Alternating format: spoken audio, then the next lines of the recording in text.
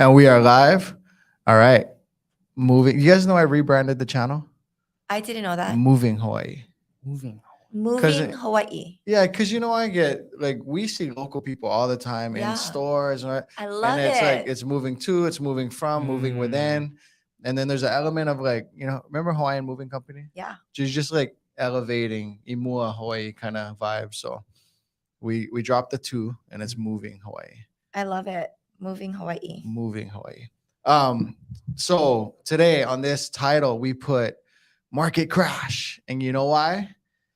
That's a really polarizing thumbnail and get you to click on it and watch our content. Really, that's why. I don't actually think the market's crashing. I saw a thing online talking about how Airbnbs are starting to struggle. And so that's going to be a flood of inventory. But if you actually look at how many properties in any given city are Airbnb properties, it's pretty low. And we've had really high regulation on those properties for a long time. Yep. So the only Airbnbs that people own, or when you say Airbnb, typically you're referring to a short-term rental, less than 30 days. The only ones that people own are in resort areas. And that life isn't really going to change here in Hawaii and Waikiki and Turtle Bay.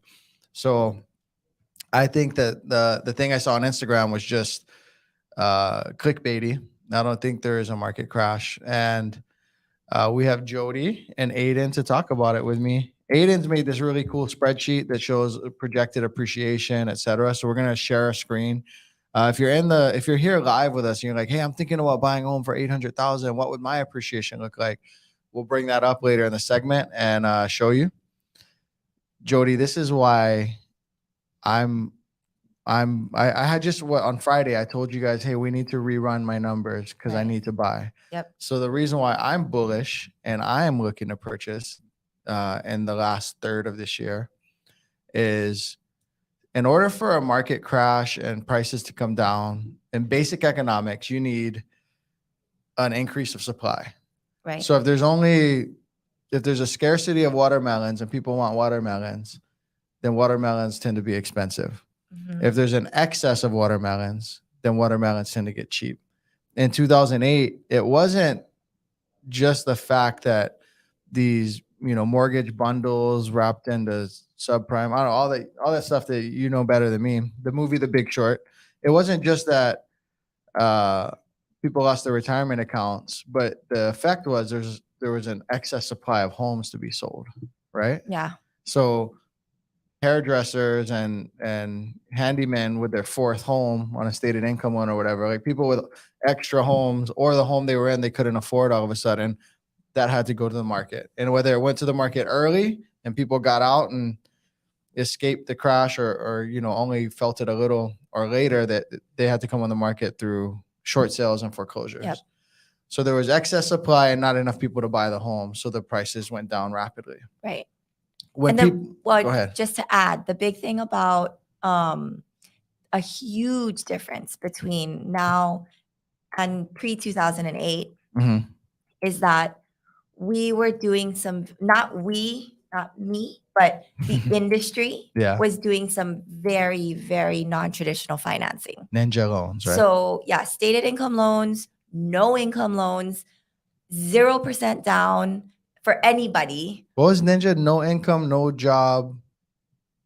What was the A? No assets. No assets. Zero down. Wow. Right? 0 down. So on top of that, adjustable rate mortgages. On top of that, something I was just talking to about over the weekend, some friends, a neg-am loan, negative amortization loan. I never did one. I've done 0 in my career, and I love to share that. But what that means is every month that you make your minimum payment, you're not even making the interest-only payment. I was going to say it's an interest only. You're making less than an interest only. So you are paying some interest, not all interest. So if you're not paying all the interest that accrues every month, then what's happening? What's happening to the interest you're not paying? Is growing. Your debt is growing. Yeah. So people were doing that loan. I haven't heard of that. Yeah, neg-am. So that was pre-08. In this time period, right now, there's none of that. There's none of that. 30-year fixed rates. Well, here's the stat. So you would need excess of supply for the market to come down. And that's what everyone was like I remember I was in California in 2014, 2012. I went to x-ray school. In 2014, I was a student. Anyways, the president of the x-ray school, who's like an attorney and whatever, he just moved there. He's like, the market's insane. It's going to have to crash in 2014 and 15 and 16 and 17. And a lot of people missed opportunities, including myself, throughout all those years not buying. And right now, a lot of people are going off of the assumption that the market must crash, like the simplified old adage of what goes up must come down. There are a lot of reasons why I'm still bullish. So I'm not saying the market isn't going to crash. What I'm telling you is I'm buying a house in the next 4 months. And so another house, an extra house in the next 4 months at probably 70 to 80% loan to value. So I will put 20 to 30% down, depending. It just depends. But I'm buying another house in the next 4 months. And the reason why is more people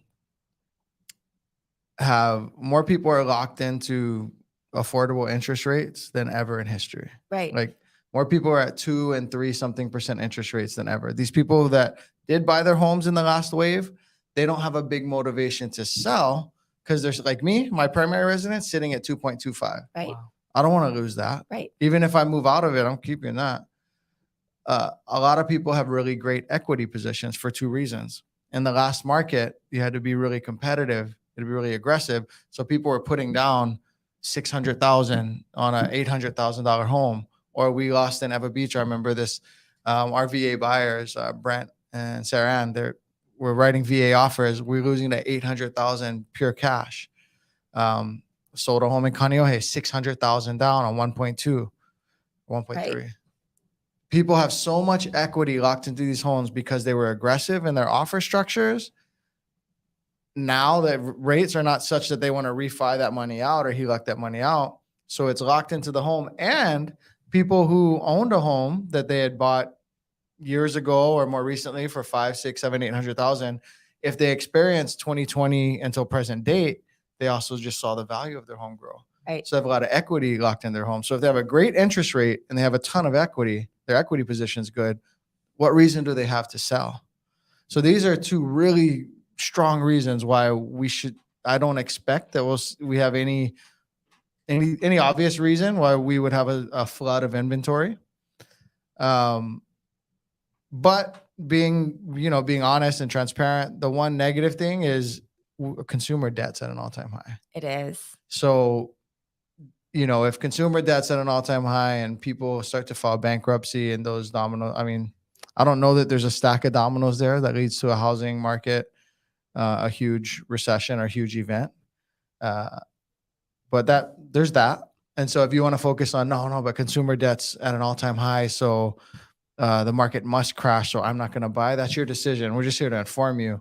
I am buying because so many people are locked into great equity positions. So many people have great interest rates that I think the market's going to, it's been so resilient. They've been trying to crash the market and couldn't. So the market's been so resilient.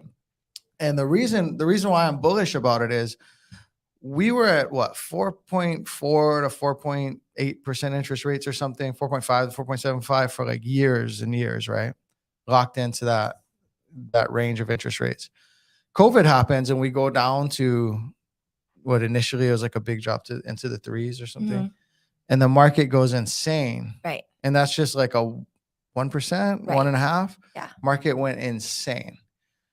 And so now if we're up to 7 plus, and depending on the loan type and whatever, when we go back down to 5s or God forbid 4.5, mm-hmm. I expect that what I buy today is going to just like in 2021. So that's why I'm bullish. Could be wrong. I don't think I am. So, and when I'll start bringing it, when do you, leave us comments, leave us comments in the comment section if you're live. Even if you're watching the replay, leave us comments because we typically address those on the next live. When In the next 2 years, you think we'll see rates in the fives again? Yes. Yeah. Maybe even 18 months. Maybe 18 months. Maybe 18 months. And so think about it like this. Like, let's say this is the housing market. My microphone is the housing market. And then, can you pass me that? And then this is high interest rates. And then see, there's little holes. A few buyers get through and they're writing offers right now, but it's not competitive like it has been. If we remove these high interest rates, and now we're at a normal, like a 5% interest rate, the buyers are just going to come in. And so, Especially I'm bullish. Hawaii. Especially in Hawaii, right? So for that reason, I want to buy now with less competition, Yes. maybe some leverage depending on what I'm buying, and wait for those rates to drop and experience appreciation again. But yeah, I'm going to look in the comment section. What do you think? Do you see a reason why we're going to have a bunch of homes for sale? Now, granted, I want to call us out. We real estate professionals, lenders, and agents, we don't have an incentive to tell you not to buy. Like, the incentive doesn't exist. Our slogan is real estate different. If there's more negative things that I'm not thinking of, like, drop it in the comments. Like, well, Derek, you're not considering the fact that there's tensions in the China Sea or something. Like, fair point. Let's talk about that. But for the things that I can't control and foresee, I think sellers are only going to start selling again when the rates are good at a high clip. And when the rates are good, the buyers are going to flood in. Right. Another thing, if you look at the transaction count, right? If you look at how many transactions were happen in a normal market versus how many transactions happened in the last year, Right. transaction count's been low. So that's like a dam, like building up energy, building up. And then when you release the dam, and I think 5% rates is a version of releasing that dam. These buyers come and now sellers are like, okay, well, if I can sell for that, I'll sell. And well, and it's not even that. It's if I can sell and get that, because there's so many sellers right now that want to sell, but they're handcuffed to their interest rates. Yeah. So I have talked a bunch of people through that in terms of, are you really making a smart decision? Like, yes, I know you get to brag about your 2.5%. And I know that sounds amazing. And I know that when you buy the house that you're going to buy, it's not going to be 2.5. But you're telling me that you would do anything to not be in this house anymore. So sell, just sell, right? So, but there's so many people that are like, I am not selling until rates go down. Yeah. It's just they don't want to move into a 7%. I get it. Well, but how much equity do they have in that house? What are they moving into? If you're coming down, so say you're in a home I'm in talking about Mililani. downsizers. Oh, downsizers sell. Yeah, downsize, because if you're at a home, let's just do round numbers. You're at a home you're in a home that's worth 2 million, and then you're going to downsize to 1 million, and then your equity position on that is such that you're going to take 500,000 and put it down on 1 million or whatever. 7%, but only for half of the value of the home, and then you'll refi. Exactly. I'm not a big market timer. I think you should be able to afford the home today. So don't buy and just be eating, spam and rice only until you can refi. Right. Buy comfortably, right, but certainly refi. And we can do the math on that. Okay, well, what if rates only came down to X? And what if it took 24 months? And then what's the cost to refi? Let's do that math and reverse engineer it. Exactly. But if I'm talking to a downsizer, I'm like, yeah, sell now, because you don't want to be trying to buy when rates are at 5%. That's going to be a tough situation. It's going to be really hard. Yeah. But that's the reality of what people's mentality is right now. And so they're just holding on to their properties, and then the buyers are waiting. So yeah, I'm going to get to these comments. Aloha again, everyone. Aloha, guys. Aloha, core team. Did you guys get any clients into the last Nahere release? We didn't. We didn't. I thought you did. Did we? We didn't, huh? No, not this last one. Not this last one. Not the last one. Kentucky here. No way the Hawaii market will crash. This place is too popular and there are too few units. So supply and demand. Simple. There you go. End of live stream. Yeah. Well, we gotta talk about other stuff, but yeah, I agree. I, for the most part, agree with you. I don't like to talk about things so simplified because I think that gives our industry. If someone wants more nuance, isn't getting it, and someone's saying something like, marry the house, date the rate, and they're just oversimplifying it, I feel like it can like cheapen the value we're giving to you guys. So that, and I'm just long-winded. Live on a 66-acre farm, Conway. The only way the market will gain more inventory is if many people lose their jobs going to foreclosure, right? That's what I just wrote down. And even if that would take time to happen. Well, here's the other thing. The normal foreclosure rate on loans, on loans that are out there is like 1% traditionally, right? Normally like 1% of loans historically have been in foreclosure, or like 0.8 or something. I would say closer to 2. 2%? Mm-hmm. So I read an article once. It said like give or take around 1% is like a normal foreclosure rate. But for the last several years, it's been at like 0.2 or like 0.1 or something, because people are locked into these great rates. Right. There were forbearances, so there were no foreclosures at one point. So if foreclosures increased a little, that would be a return. That would be a normalization. Right. That'll just be. You figure if foreclosures right now are at a 0.2% rate for whatever reason, and then if they 5x'd, that would bring us to 1%. Right. So foreclosures could 5x, and that would just be normalization, like a historic normalization. Right. So that's an interesting way to look at that. Is it too soon to even look at properties online if the plan is to move 2 years out? No, go to coreteamhawaii.com. Aiden will share his screen here. Top right, book a call. If you're 2 years out, 3 years out, we may or may not like jump into a consult this week, but use our search function. Go click on buy with us, and we'll get you set up with your specific terms. My assistant Charlotte will reach out and we'll like, hey, where do you want to be? I want to be in Kailua, 1 to 1.5 million. I need 4 bedrooms. We'll get all those terms set up and make sure core team is sending you properties, and so you're closer to being ready. And you might not even know that you want to be in Kailua. So like that's the true. Cool thing about being 1 to 2 years ahead of the game, is that like you really get to be diligent in studying like what is Mililani versus Kailua?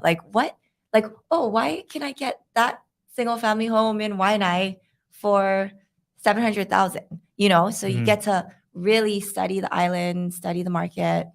It's important. Yeah, very true. The economy is a bit scary right now. P Blue Turtle says, for many reasons. So massive job loss may happen, especially in Hawaii. I don't like, what economic data do you have to support that? Like, yeah, consumer debt's at an all-time high, but the jobs report, that's why they've been keeping interest rates higher. Right. Actually, we're hoping to get interest rate relief, but they're like, hey, the economy is so strong and jobs reports are so strong and inflation numbers are coming back improved. So we can just keep it high. Like, they don't need to help, we don't need to facilitate a struggling economy. It's healthy, and that's why rates have stayed up, which is counterintuitive. I'm learning as I go. And it's not healthy, right? It's like, so you say it's healthy in terms of like unemployment is not high. That's what you mean, right? Yeah. So what, on our side of things, we need unemployment to go up before mortgage rates will go down, which is basically what you just said. Yeah. But we need to get closer to 4% unemployment rates before we're going to see any real mortgage interest rate reduction. Gotcha. Moving Braxton, short answer, more detail coming from the one-on-one answers. It's pretty effed, gotta admit. Nothing that we did though. Speaking as a Gen Xer, I'm depressing you, or you're depressing me. My parents bought their home in Eva Beach in 1960 for $60,000. There's just no way we can move back home. Jose, I get it. When I lived in California, this old man, Art, he lived down the street, and I lived like in just a house that was turned into different units, and it was It was less ghetto than our previous situation that we had. But down the street were like really nice homes. And he said, Derek, I don't know how you guys are going to make it, man. When I bought this house, what did he say? I bought this house for $30,000 and the car was $3,000. He said, now the car is $30,000. House ain't 300. And he's like, this house is probably worth 1.8 or something like that. I get it. That's another thing too. Affordability right now. I saw this like an economist or something going over this. Oh, affordability is at a historic low. Like I think the last time homes were this not affordable was in the 50s or something, 60s. It wasn't even the 80s with the high interest rates. Right. It was way back. Yeah. Maybe pre-World War II or something. Yeah. That's true. It's And that is a true. negative, honest, raw thing. I just don't think that yes, homes are not affordable right now. I don't think that what follows is affordability. Right. I think what follows gets worse. Right. That's what I think. And that's why I want to buy more now. Yes, I agree. All right. You have to rent. If you have to rent because of lack of inventory and pay $2,500 to $3,000 in rent, would it not make sense to find a leasehold with 15 to 20 plus years left that you could get into for $2,000 to $2,500? Okay, so Marcy brings up a couple of things. An equation, should I buy? And I air quotes buy because buying a leasehold is like half buying. It's a version of buying. Should I buy versus rent if I'm in a situation where I can't afford to buy a traditional home or a fee simple home? I think it depends. Marcy, for me, so for everyone out there, leasehold and fee simple. Most people don't think of this because every piece of real estate they've ever thought of is fee simple. And when you've played Monopoly and these games, those are fee simple. You own the land and the home. When it's a leasehold, someone else owns the lease. It could be an insurance conglomerate. It could be an estate of sorts, like Bishop Estate or something here in Hawaii. They own the land and you lease the land, but you own the four walls. So if it's a condo and literally four walls or a studio, or if it's even a house on a leasehold piece of land, you might own the 17 walls in the house, but you don't own the land. And so for that reason, it's a depreciating asset. I don't typically recommend leasehold for almost anyone. I would maybe recommend it if you had a unique cash flow situation where you could cash flow like crazy. Because for example, you put $100,000 into buying this condo, but every year it's worth 5,000, 10,000 less. Let's say 10,000, 90, and then 80, and then 70. It becomes worth less and less and less. Now, if you're cash flowing 50 grand, then I could probably recommend that. Or if you're like older, retiring, you're like, look, I'm not trying to leave a legacy, build wealth. I just want to have stability for the next 20 years until it's my time. Then those are really the only two reasons I like The these only homes. other thing that I could see could make sense would be based on your living situation. There was just absolutely no sacrifices you could make. And like, let's say you have a dog and like that's like your baby and you can't find somewhere to rent, and it's just like non-negotiable for you, then I could totally see, because then you're not gonna. The one thing that you do remove when you are purchasing a leasehold is you do remove the potential of your landlord selling or increasing the rent. Yeah. So because the lease is fixed, right? Right. So the lease is fixed, well, for a period of time. For those, So that's why it has to be like a 5-year plan, or it has to be, and even then it could be opening Pandora's box, because if it is a 5-year plan, no one's going to guarantee that you're going to be able to sell that property in 5 years. Yeah, that's a good point. It's not necessarily a good temporary fix. Right. Yeah, a good interim solution, a good bridge plan. Also, HOAs. The HOA could increase in the building. Oh, that's a good point. Yeah, the lease is fixed. Your payment is fixed, but not HOA, not taxes. Special not assessment insurance. could come up. That's true. Good point. Insurance could go up. Insurance, It happened in Exec Center. Did it? Yeah. By a lot. By a lot? Because of the fire that happened at Marco Polo. So Jodie's referring to a condo in downtown Honolulu It's a pretty well-known leasehold situation and long-term lease. But a couple of things about that place. The lease might be sold.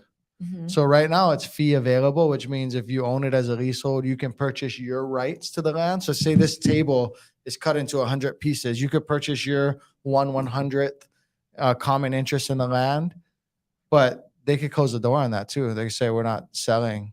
Yeah. So what could happen is if a company does buy the rest of the leases, Mhm. right? Then that company can say like, no, we're just holding on to Yeah, it forever. We like the cash flow of owning this. Right. Yeah. And then what happens after 2053, it's literally like, bye, get out.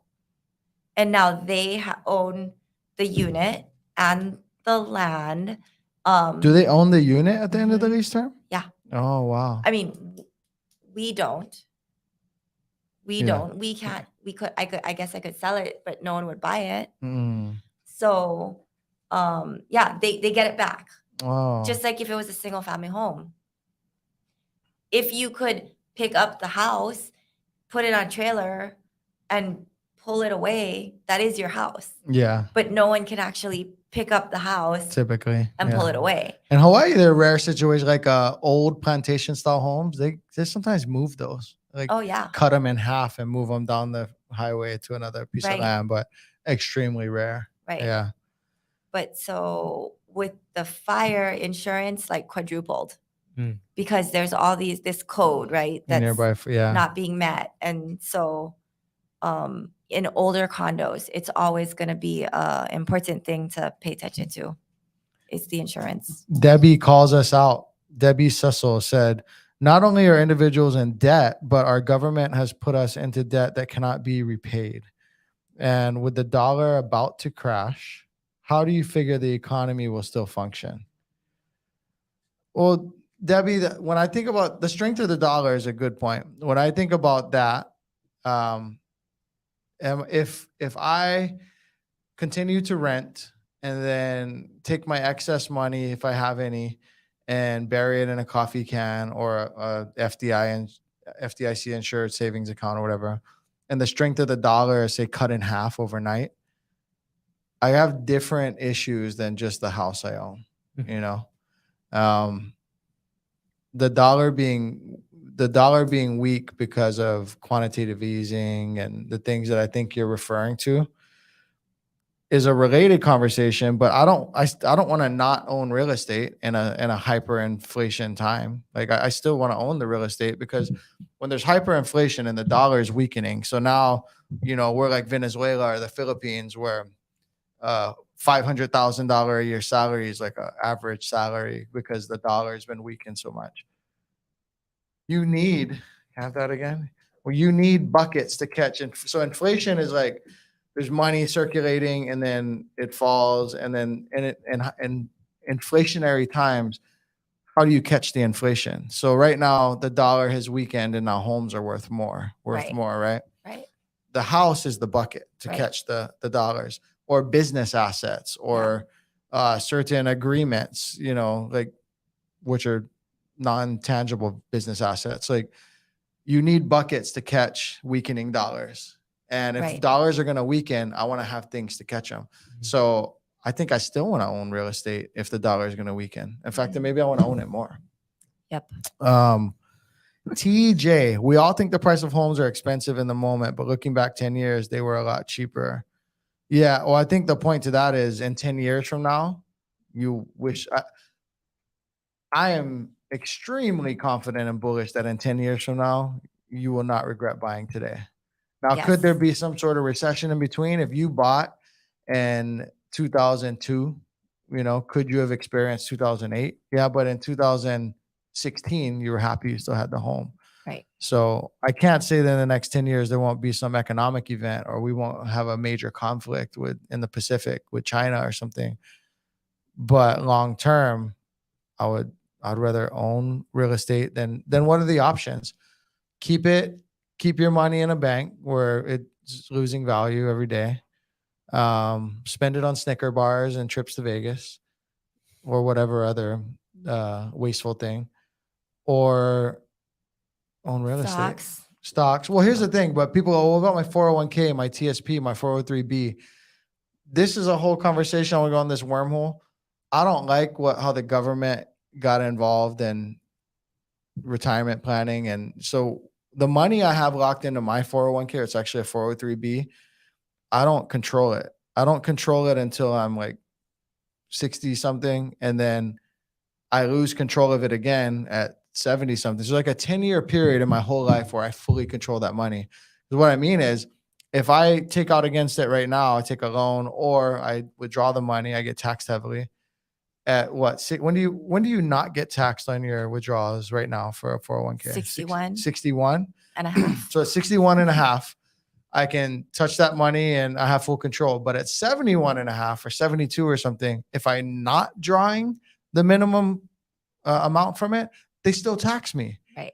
That when I learned that, it offended me. They still tax me if I don't pull my money out at age 74, because the government's like, no, we set this up. We want our taxes.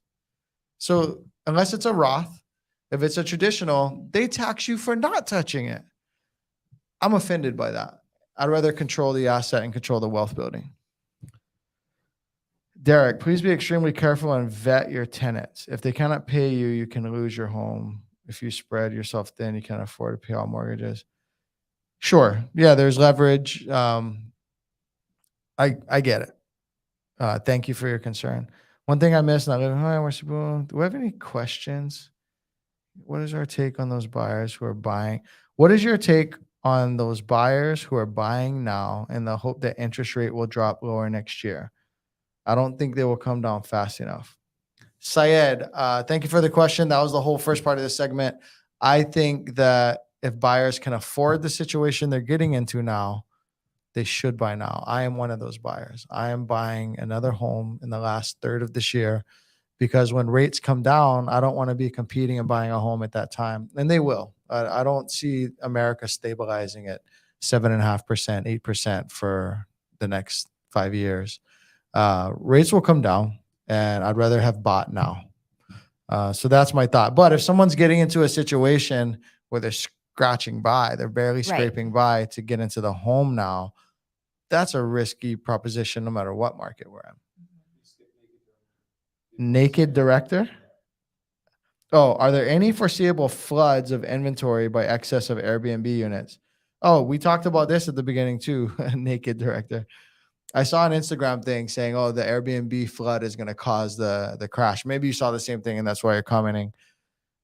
There's just not that many of them. At least in Hawaii. So maybe in Dallas, like Dallas just put a clamp and said like no Airbnbs for a Colorado large portion. also. Colorado, I guess. We've already gone through this. Right. We've already gone through this. And there's just not that many Airbnbs, like short-term rentals that are committed to that. And now they can't make their payments because they can no longer Airbnb.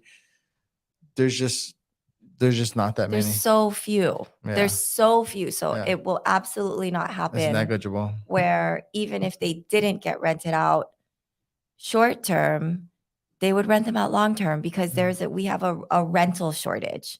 So even though they're not going to be making as much money, they'll just do a long-term rental and then they still won't sell. That's still what it comes down to. So he asks, is 10 years a long enough hold term? Of course, we aren't fortune tellers, but I'll put everything in on a 10-year hold. Yep.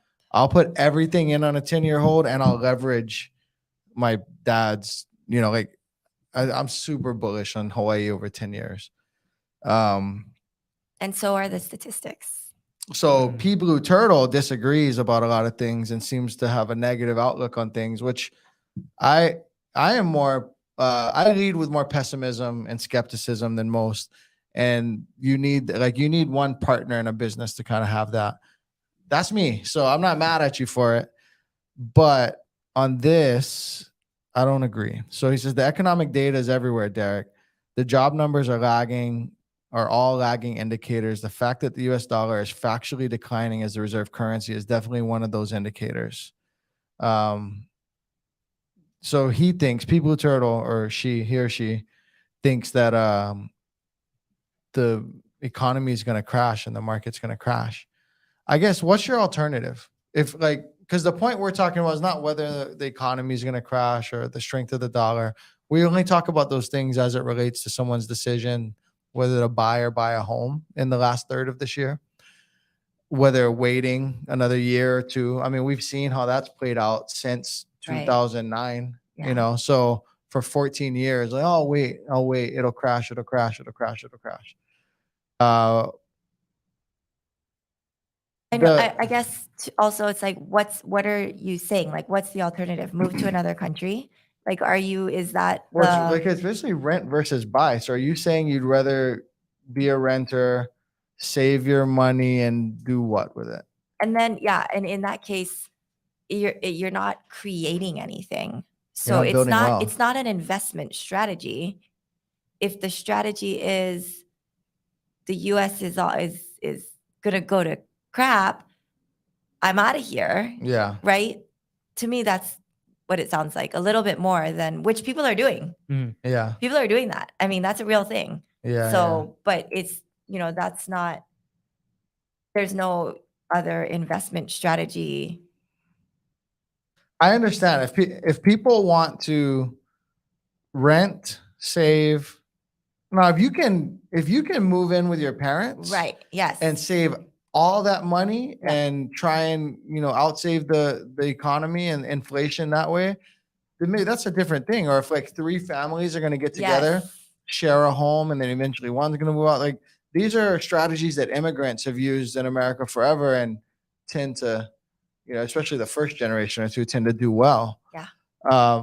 If the alternative is to rent, Right. because the outlook is negative, and I'm just gonna bury my money or put it in a savings account or stock, like it depends. What's your alternative on what to do with your money? Yeah, is it buy gold, buy silver? Buy gold. Yeah, I mean, I'm still gonna buy a house. I'm gonna buy a house. So Eric Matsuda says, Derek, I have the question. If you need a large savings, because not too many people here have large savings to purchase a home. I'm gonna respond and then push it over to Jodie, but it just depends. On the west side, you can use USDA loans that are a version of a zero down loan. There's FHA loans. There's conventional loans that require less. Now when you're putting less down, you might have PMI or mortgage insurance, but then we have to do projections. Well, is the mortgage insurance worth it? I don't love that situation for you, but also don't love never owning. So depends on what loan products are available for you, where you're purchasing. I would always like for you to have better savings, because even if you are choosing to put less down, experience that mortgage insurance for a certain amount of time, I would just rather you have that security blanket. If you have the ability to buy right now, don't have a ton of savings, but you have enough to qualify.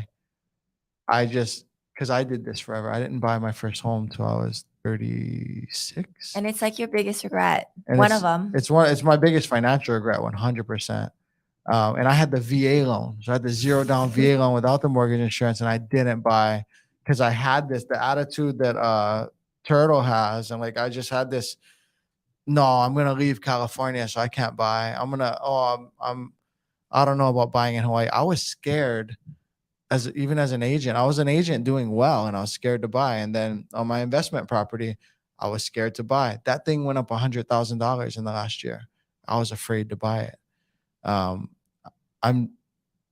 for someone who's so knowledgeable and so willing to go out and do anything in business, making these big decisions is scary.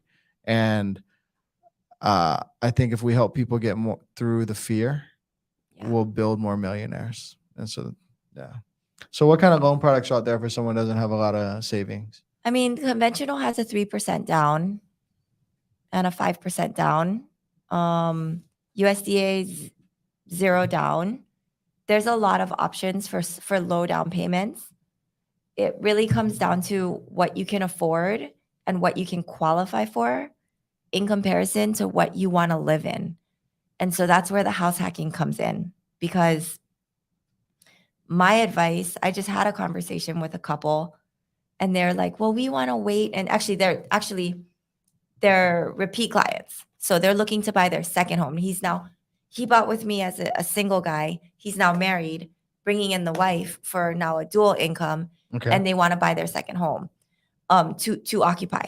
But they're telling me they're about 12 months out because they want to save up like $50,000 more. I went over Sounds like they have a pretty good savings rate. They do. Yeah. They do.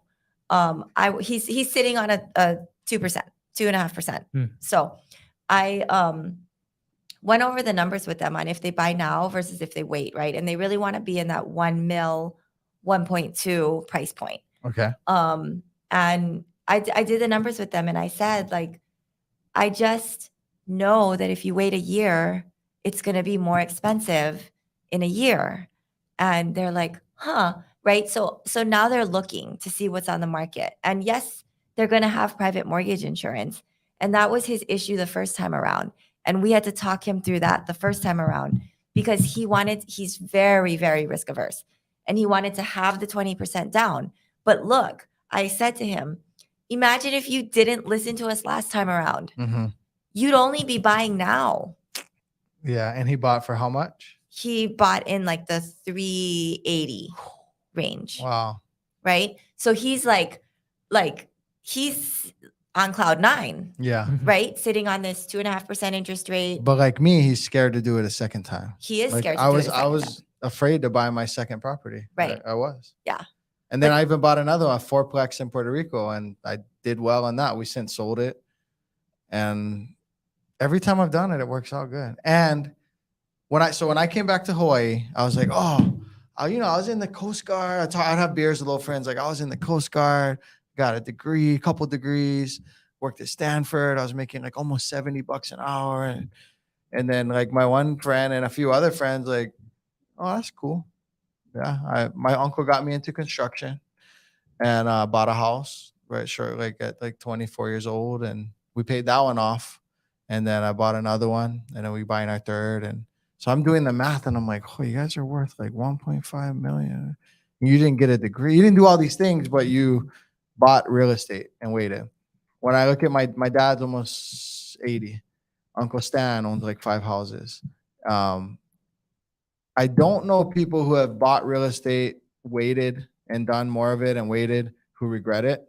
I only know people who didn't buy because, it was 2019 and bro, the market had to crash. We just had that whole COVID low interest rate run. The market had to crash. It's 2023. The market's going to have to crash. Those are the only people that I know that I'll meet in 2030 and 2035 who regret it. The people who own multiple homes, they don't regret it. I mean, that's oversimplification, but it's kind of not like it's relevant. You don't meet multiple homeowners, especially ones who have been in it for a while, who regret it. Mhm. You just don't. You never have. You never will. So there's some valid points about the dollar and or what we're doing to the dollar. These things are all true, but what's the alternative? It's like renting. Now granted, renting is oftentimes cheaper than your mortgage, and I get all that. But unless you can hooey up with family and live in one home and save a ton of money, but if you're not willing to pay a mortgage, I don't think you're willing to like day trade. To like, what is it that you're gonna do with your money? Right. Stocks, crypto, bonds. Well, What else is there? a lot of people, who are like stock investors, you look at the actual performance, and that's a high tax investment as well. Real estate's a tax savings thing. So yeah, well, let's pull up Aiden's screen. Can you pull up Aiden's screen? So let's talking about your other buyers who they're looking to buy at what, 1.2? Yeah. 1.2. So Aiden created this. I want to bring this up for everyone. Aiden is the youngest guy on our team, but probably the most mature. And at times. And then we had a buyer who's cautious, and so they're local, right? So a lot of people moving from the mainland here, they have not a want for housing, but they have a need for housing because they're going to be here, and then they're used to being buyers, and it's worked for them before. But like sometimes our local clients are like, bruh, I don't know if I can buy. And the whole thought of it's very daunting. So Aiden made this spreadsheet from scratch for them, and we sent them a video going over some projections and stuff. Like we sent them a video talking about what the forecast would look like. So this other client of Jodie's who's looking to buy at 1.2 million, we'll conservatively say 3%. Mm-hmm. Even though I put 4% up here. So if Aiden goes right here, we're assuming a 3% appreciation, which is conservative for Hawaii. And again, this is an average over time. So 1 year might be 12% and the other year might be negative 1%. This is an average over time. But if we were to assume a fixed, consistent 3%, Jodie's clients who want to wait a year to save 50,000 more, they will have lost out on $36,000 of appreciation. If things kind of don't work out and they like, oh shoot, we're gonna wait another year to save, it's $73,000 in appreciation, but they're at a savings rate of 50,000. Well, here's the other thing: they're being taxed on that 50,000. Yep. So they really had to probably save 75 to get the 50. Or if they got into the property now, they could start experiencing this appreciation. This is so powerful. And here's the thing: I just wish a stronger salesperson had gotten to me sooner. Yep. I am hard-headed and thick-headed. I wish that in California, when I had my VA loan in 2010, 11, 12, 13, some strong salesperson had gotten through to me and I would have bought real estate. My life would be different. So if you're in the situation like Jodie's buyer, for example, will you wait and save 50 grand, or will you get in now, pay the mortgage insurance, experience this appreciation over time? Because here's what we know is likely to happen. That person might wait 4 years. And that's $150,000 in appreciation. That's at 3%. Let's be a little more like the market in Hawaii is like 4.5% average over time. Let's just put it at 4, Aiden, and see what that would look like. So those people who want to buy at 1.2, if the market averaged 4% for the years to come, their 50,000 would be saved inherently. Now, that's not necessarily a liquid 50, granted, but they're not saving it to be liquid. They're not saving it to fly Emirates to Abu Dhabi and then burn it. They're saving it for it to be in a house anyway. Right. So why not just let the house do the growing? And then at the end of year 2, they've basically gone up $100,000, assuming a fixed 4%. This, the alternative is rent, lock in your losses, don't experience appreciation. There is one level of appreciation for renting. Your landlord appreciates you because you're paying down their mortgage. Well, they get to experience this. That's the only appreciation you experience as a renter, is landlord appreciation. Leave us some more comments. I'll probably wrap this one up soon if we don't get comments from you guys. Plenty more? Okay. Oh, P Blue, he's back. Oh. Bitcoin, best performing asset this year. Diego, is it really? Bitcoin's the best? She goes How much? more. I don't know Just a about lot, Bitcoin. Just a lot. It lost. It did lose though a lot, and then it came back. It recovered. Yeah. I'm not a crypto guy. So I refer to you and the Tongas. They know about crypto. Don't worry, I won't be bribing you, TJ. Huh? Doper Rome. Hey, Derek, I'm wondering if there are empty lots in Mauka side in Lanikai, because I'm seeing a house by the Mauka, but there aren't anything listed for sale on any websites. No, not that I know of. Lanikai is a very specific thing. I know of someone who has probably, I don't know, it depends on what your budget is. I know of someone who's probably in the $8 million range who may consider selling, but like in the next 5 years, that fits the script. But when you're on Mauka side of Lanikai, that view is amazing. At the same time, if you want to go get a cup of sugar and you're in Lanikai, you should jump on your bicycle, depending on the time of day and the traffic. Mm-hmm. If you go more up to MX Oh, is the Poa Kupuna one? Okay, so someone MXP asked about the empty lot on Poa Kupuna. You gotta be from here. In fact, you probably from actually Eva Beach if you know about Poa Kupuna. But I don't know which lot you're talking about. Maybe Aiden can bring up. We won't share your screen, but you can bring up the MLS, see if there's a lot on Poa Kupuna. Yeah, I'm not Tesla's too sure. outperforming Bitcoin. Tesla's outperforming Bitcoin? Yeah. Yeah. I was gonna. 137. Not investing advice. Oh, no, I'm just, I had 2 Canadians try to bribe me for marriage to use me for their green card. How'd they look though? Nah. how'd they look? You got pics? Pics are All right, P Blue Turtle, my friend. I agree with you guys about the alternative strategy comments you made. I'm definitely all about buying despite the market, but only if it's your primary residence for long term. If short term or an investment property, you risk negative equity if the market does drastically crash due to the petrodollar's declining status, which may happen. We don't know. There are quite a few corporations walking away from their commercial real estate loans in San Francisco. Well, commercial real estate in San Francisco is a garbage fire. Yes, commercial real estate. They have an app for San Francisco on where human feces is. What? And it's the tech capital of the world, which is the thing that is like attacking commercial real estate. So I lived in the Bay for 11 years. I get it. I would need to talk about other real estate assets elsewhere. I agree with you. I'm not buying commercial in San Francisco. And we're not talking about commercial because I do think that there is going to be Commercial is a tough proposition. You got to be niche down. Like, are you buying a car wash where they own the land? Like, Right. what are you buying if you're buying commercial? Are you buying office space? Are you buying a post Warehouse, office that has gas a station. 30-year lease on it? You know, like, are you buying gas? A gas station in California where they have a commitment to go electric? Like, Yeah, I think commercial is not a good win right now at all in anywhere. it depends because almost. commercial is also multifamily over a certain unit count. So like, but I think the commercial, Oh, I'm talking about like consumer, office non-living. space, Yeah, non-living. yeah.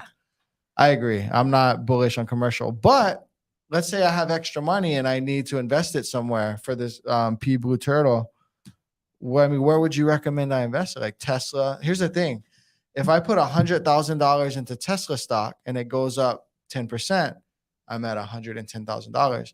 If I put $100,000 down on a $500,000 property and it goes up 10%, I've appreciated $50,000. And so the leverage of real estate, along with the tax savings, etc., I like real estate, but I'm with you.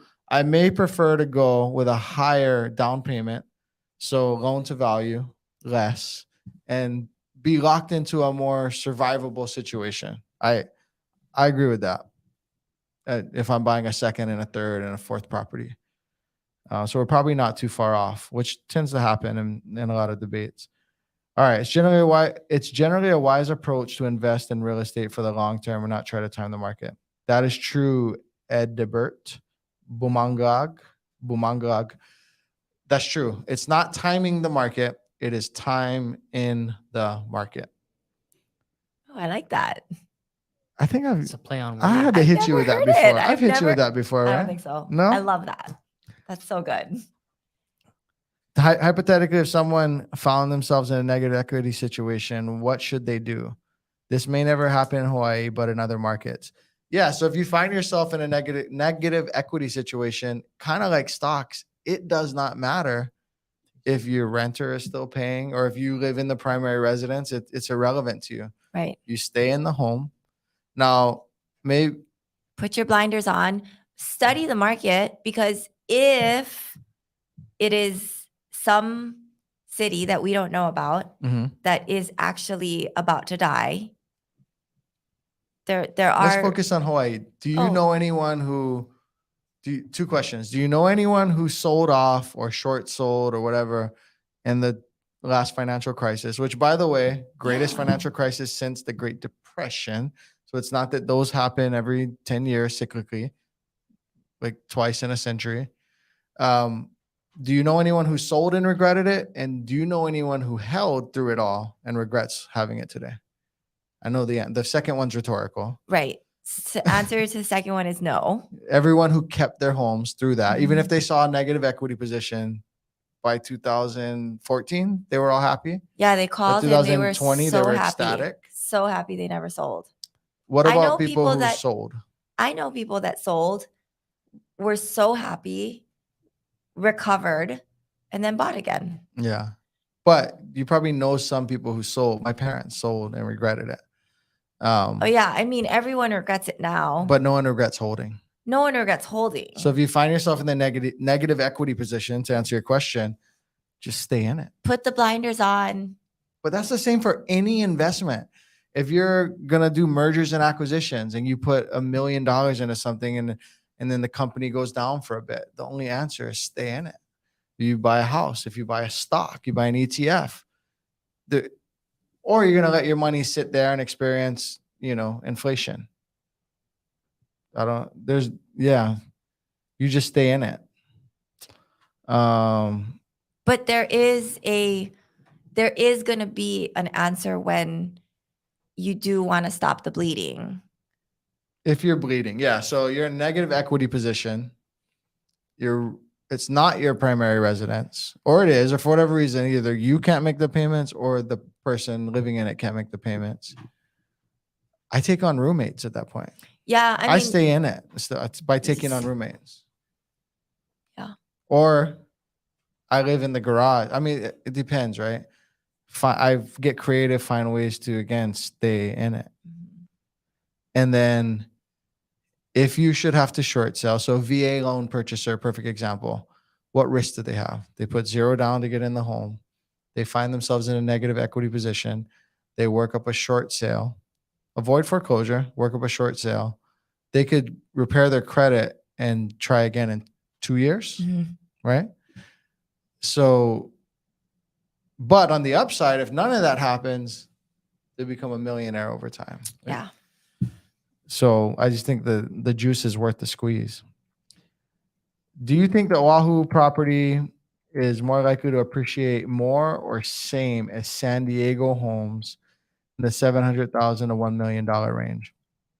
Elevate, I would say it depends on where in San Diego.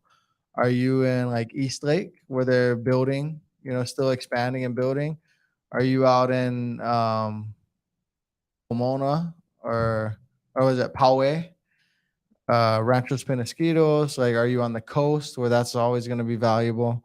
700,000 to $1 million. You're probably not in La Jolla at $1 million. Mm-mm. I would say it just depends. I have multiple partners in San Diego. I know that market pretty well. Not the prices. I know the geography of it, decently.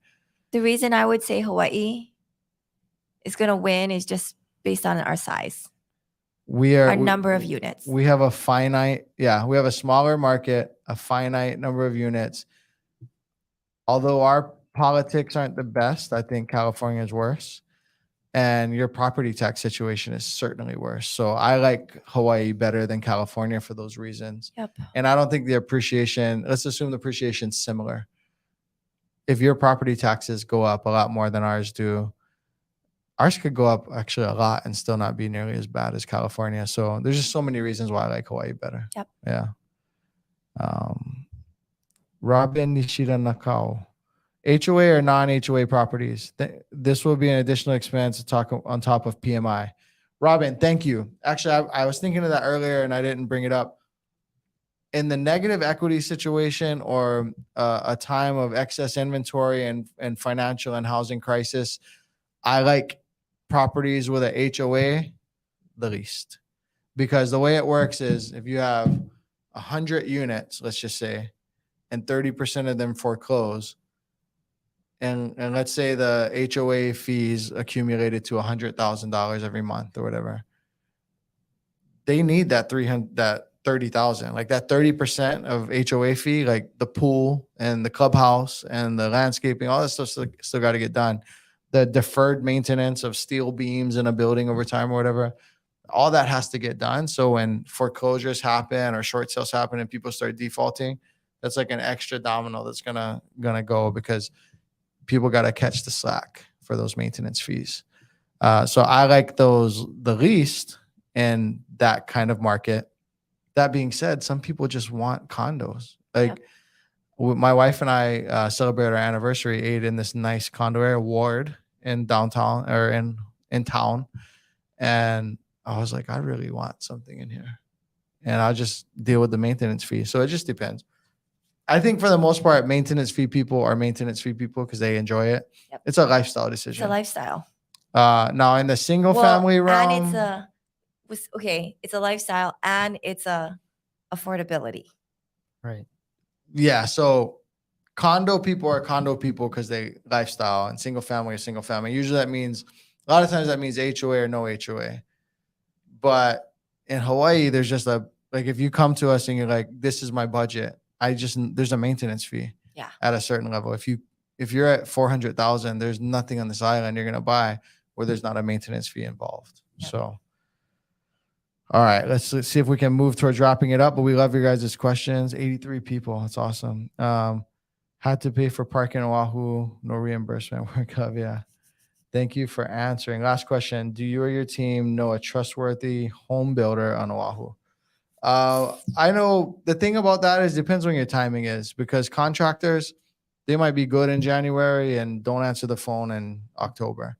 So that's a case by case situation. We know some good ones though. That's the answer to that. Is we know some good ones. We so do. Email Derek. Yeah, we do know good ones. Hawaii's real estate market can be competitive. So buying when you can afford it and holding for the long haul can indeed help you benefit from compounding and potential appreciation over time. That's right. Yep. All the friends of mine who didn't overcomplicate it like me and think they were geniuses and just listened to their parents and bought a house, I came back home and they were all doing better than me just because they owned real estate for a decade prior. Little bitter there. Little bitter.